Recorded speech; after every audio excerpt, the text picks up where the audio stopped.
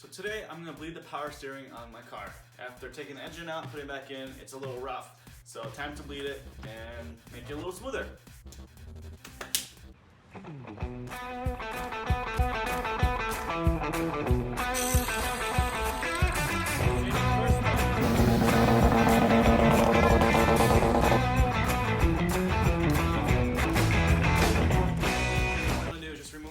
Intake snorkel thingamajigger, this thing, toss the snorkel over, and then bring you a little closer.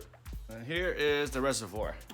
So to bleed it, this is I believe it's called a open circuit, where the fluid just keeps circulating around it, and it's not sealed shut like a lot of other things. So there isn't a bleeding nipple on it. So it's not like your clutch or your brake where you need to bleed it through a nipple.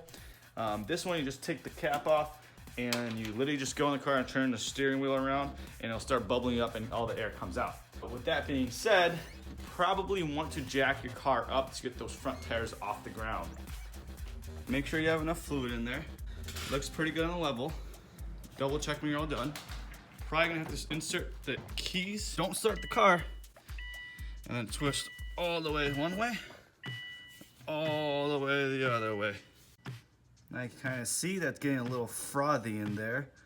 So that just shows you how much air there was actually in the system. So you do that like 10 or 15 times and eventually all of the bubbles come out, all the air comes out of the system, and you fix your power steering. See you next time. 2 10 milliliter, why I keep saying milliliter? 2 10 millimeter bolts right here and right here. Just take those out, toss the snorkel over,